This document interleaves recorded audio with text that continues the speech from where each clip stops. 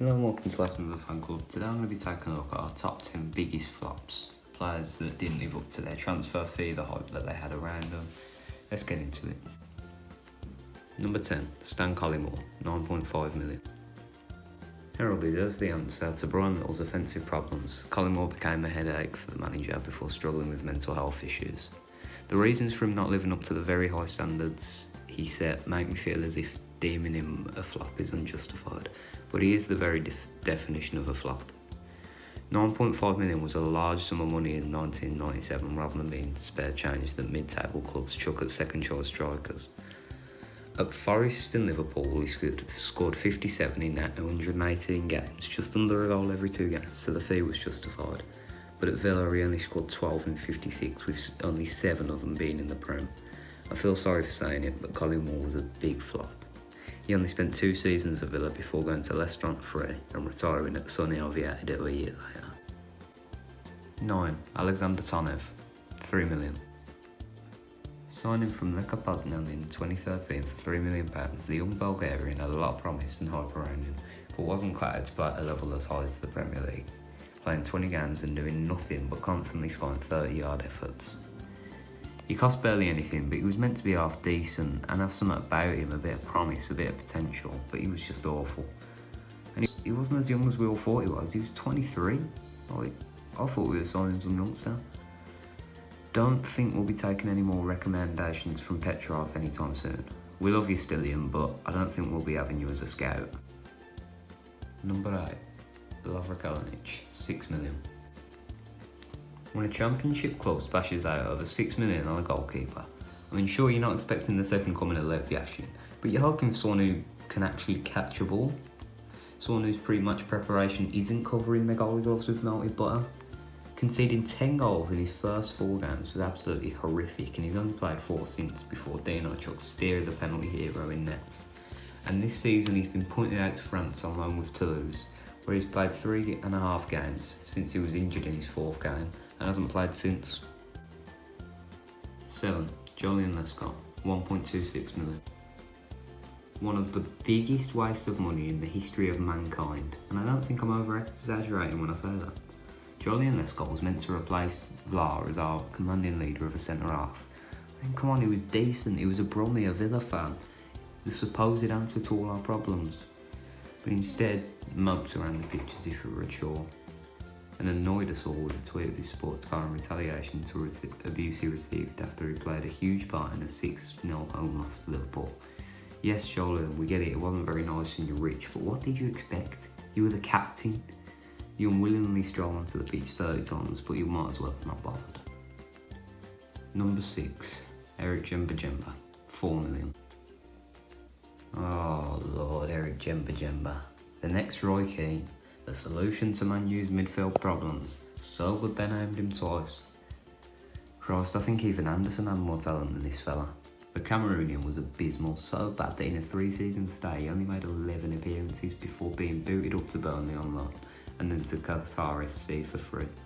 Terrible centre mid. What the hell was all the hype about? Number 5, Stephen Ireland, 8.8 million.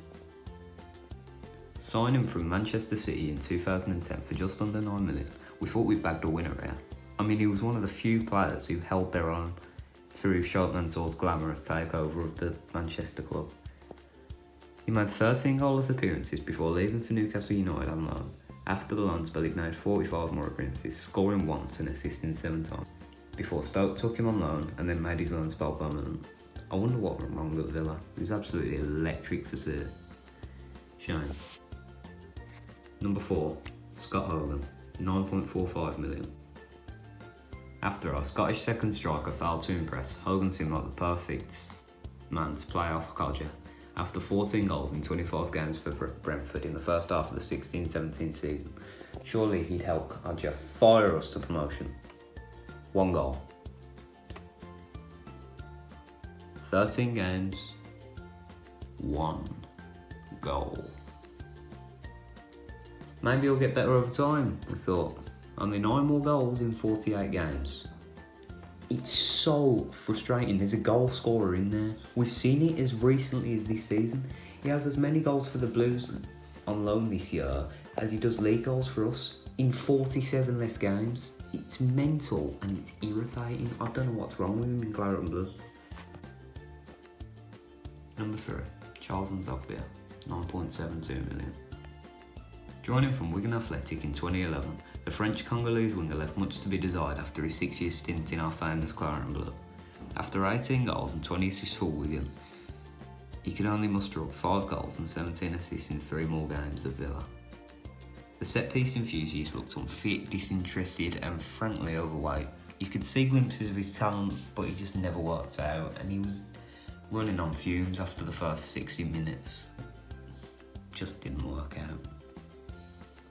Number 2, Ross McCormack, 12.87 million. It takes a mighty huge flop to knock this man down second, but we'll get to that in a minute. 130 goals in 345 games, playing with or behind strikers just like our new Ivorian hotshot. We thought we had a guaranteed 50 goals up top in our first season down, but 24 games, 3 goals and 3 awful loan spells later, that's 13 million down the drain and the Scots without a club. Number 1, Bosco Balaban, 7.02 million. Here he is, the big one. Just like Collingwood, Balaban's fee is nothing too big in today's market, but back then it was huge money. Signing in the summer of 2001, big things were expected of him, but he only made 10 appearances, scoring 0 goals. We paid 7.02 million for 238 minutes from football and didn't even get to witness a goal from the man for the pleasure. We paid him £29,000 per minute played. That's mental. We paid the same fee for Dion Dublin, for Christ's sake. Insane. So what do you think? This video took me a while because I had to sort of, decide who was bigger flops than others and leave some people out who I thought were flops, and yeah. So what do you think? Do you disagree with me? Do you think anyone else was a flop? I've probably thought of them but left them out. If you do disagree, tell me in the comments below. Please leave a like, share and subscribe, and as always, up the Villa.